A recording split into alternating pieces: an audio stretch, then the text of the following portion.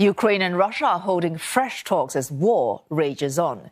Kyiv wants an immediate ceasefire, withdrawal of Russian troops and security guarantees after both sides reported rare progress at the weekend. Live to Lviv in western Ukraine and to the Polish border in a moment.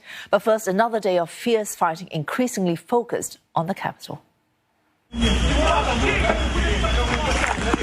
Russian forces unleashed a barrage of airstrikes on the capital, Kyiv. Heavy shelling hit a residential building, setting it ablaze. Rescuers rushed to the scene to help evacuate those inside. At least one person has died and several others wounded. Kyiv's Antonov aircraft plant also came under attack, but Ukraine continues to fight back. Its military says it shot down 4 enemy planes and launched strikes on Russia's field bases. Authorities in the capital have been stockpiling 2 weeks' worth of food for the 2 million people who remain in the city. Russian troops have yet to enter the capital, but thousands have been killed as soldiers occupy and attack nearby towns and villages. Moscow has been focusing its assault on eastern and southern Ukraine, but in recent days they've moved to target the central and western areas, including Dnipro and Lviv. Over the weekend, a barrage of Russian missiles hit an airbase near the Polish border, killing at least 35 and wounding more than 100 people. Diplomatic efforts to end the war have stepped up. Щоденно у відеоформаті говорять представники наших делегацій наших країн. У нашої делегації завдання чітке – зробити усе, щоб відбулася зустріч президентів, зустріч, яку, я впевнений, очікують люди. Зрозуміло, що це складна історія, тяжкий шлях, але шлях потрібний. Ukraine is still trying to evacuate more civilians. They plan to provide safe passage through 10 humanitarian corridors. Officials are also making another attempt to get much-needed aid to Mariupol. Aid agencies have warned the southern port city is facing a major humanitarian catastrophe after days and nights of repeated shelling.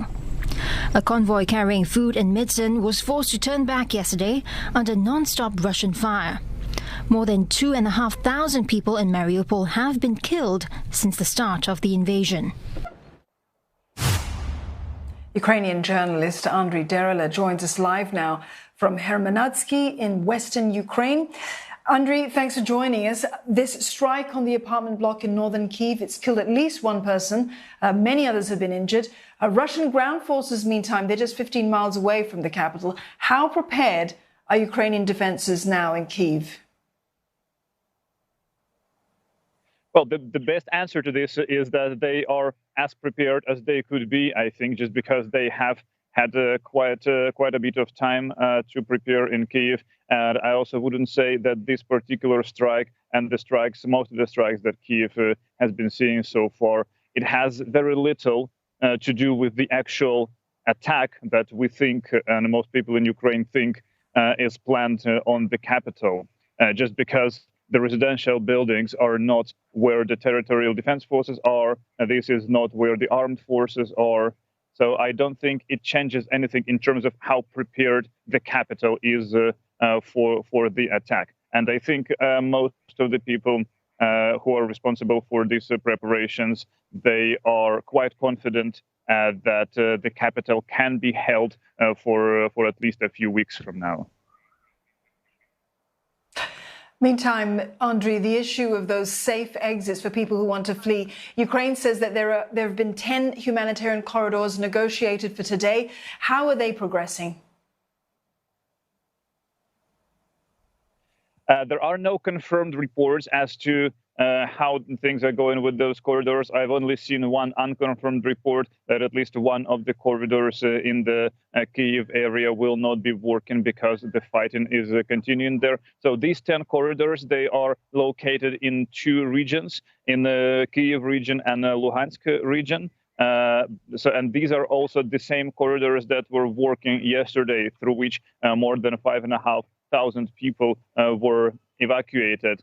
Those are 9 corridors, and the 10th corridor is this attempt to bring a humanitarian convoy with the much-needed supplies from Zaporizhzhia to Mariupol. It's been on its way for 2 days already. It has covered about 200 kilometers, and the plan as of this morning was that today it would try to cover the rest of the distance, which is about 80 kilometers. It is going very slowly. It stops every few hundred meters, basically, with the block posts and checks from the Russian troops. But as of this morning, there was still hope that it would make it to the city by tonight. Andriy, thank you for that update. Andriy Derila there in Western Ukraine. And Philip Crowther joins us live from Lviv, Western Ukraine as well. Philip, we're hearing of talks between Russia and Ukraine taking place via video call. Any signs of progress on that diplomatic front? Not quite yet. We're still expecting for some conclusions to come out of this very important meeting. The Ukrainian and the Russian sides have met 3 times before in person, with delegations meeting up on the border between Ukraine and Russia. This is the first time that we know of a video call between the two sides, though the Russian government was indicating that there had been video calls pretty much almost every day during this Russian invasion of Ukraine. Now, from what I know at this point, there seem to be 2 very differing points of view as to how these negotiations can continue. On the Ukrainian side, there is very clearly a demand for a ceasefire, for these negotiations to go to a higher level. And on the Russian side, that is rather a different point of view. Now, we can't expect a general ceasefire out of these talks. It is as simple as that. That would be a major surprise and a very, very positive one, of course, as well. But essentially what these talks have been trying to achieve ever since the Russian invasion of Ukraine began is to get local ceasefires started. Local ceasefires that would also enable humanitarian aid to come into besieged areas, into places where inhabitants of cities or suburbs of Kyiv, for example, have not been able to get out for over a week. It's the case in Mariupol in the southeast as well. But as part of those ceasefires, there's also supposed to be a safe passage out of those places for civilians. Now, this has worked in some places, and the Ukrainian presidency has mentioned that there have been a lot of people who have been able to get out because of these ceasefires. But in the city of Mariupol, they have never been able to hold. They've been violated by Russia several times. So there will be a further attempt, hopefully today, to get a ceasefire actually working, to get humanitarian aid into that city and to get civilians out.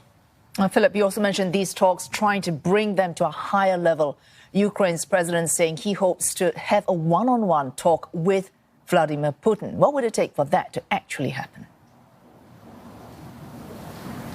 Well, look, from the Ukrainian side, there is a willingness to do this. There has been a willingness from President Zelensky to do it, and there also has been a willingness from other parties to broker a meeting, from Israel, for example, from Turkey as well. There are leaders in the European Union who would also like to see this happen at the highest level, an actual meeting between President Zelensky and Putin.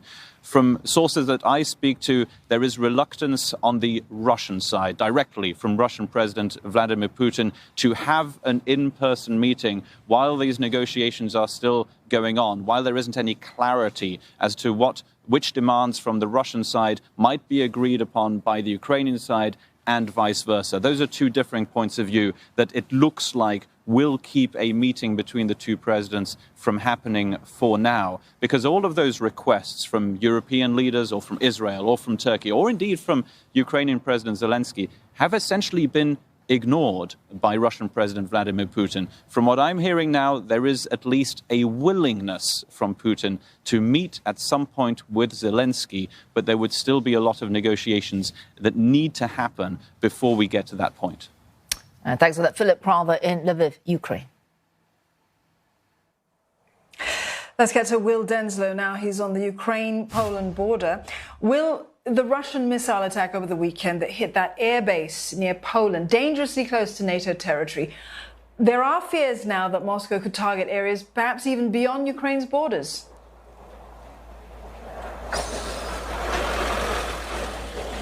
Well, Dawn, you mentioned it was close to the border. It was less than 30 kilometres away from the Polish border. And for many, that really brought into context, perhaps bringing it into even sharper focus, just the thinness of the margins when it comes to any kind of miscalculation could bring NATO forces into direct contact with Russia. So this is a huge concern, especially concerning the fact that just a few weeks before Russia's invasion of Ukraine, US officers were conducting training exercises at that base. It's been used for NATO exercises in previous years too. So that is a real concern. Of course, there's been a huge amount of discussion when it comes to NATO members, just how far they want to go when it comes to supporting Ukraine while not coming into direct conflict with Russia. That's why you've seen those discrepancies when it comes to Ukraine wanting a no-fly zone over the country. NATO forces currently, NATO members currently resisting that because of those concerns about a direct contact. Now, we've heard from Dmytro Kuleba, the foreign minister for Ukraine, who addressed this very issue. Now, he says, for those scared about being dragged into a World War III, we need you to help us in this fight. He is urging allies, urging NATO members to provide greater weaponry for Ukrainian forces, also to impose even stricter sanctions on Moscow. The message from Kuleba is that if you help Ukraine defeat Putin and his agenda, that will help prevent a larger war. Meantime, Will, a staggering number of people have fled Ukraine in this just past couple of weeks, more than 1.75 million so far into Poland. How is the country managing to cope with that influx?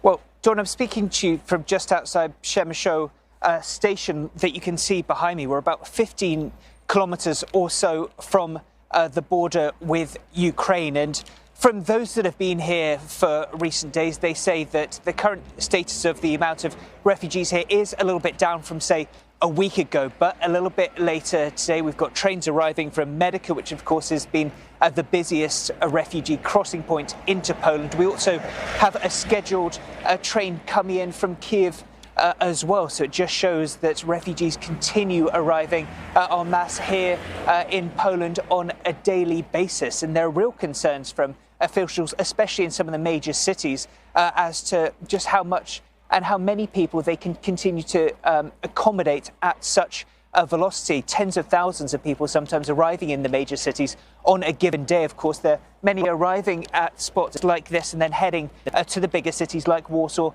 like Krakow, as well. We see in Warsaw that over 300,000 refugees have already arrived in the nation's capital. That accounts for around, or amounts to around 10%, even more than 10% of the city's population as well.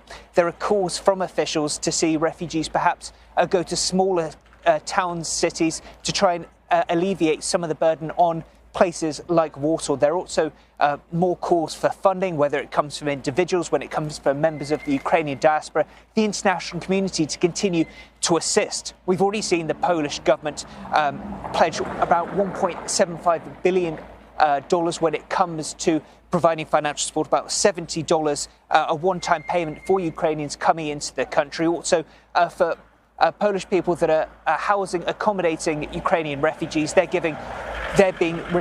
receiving around $10 per day. But the message from Polish officials is that as refugees continue to come into the country, that support very much continues to be needed.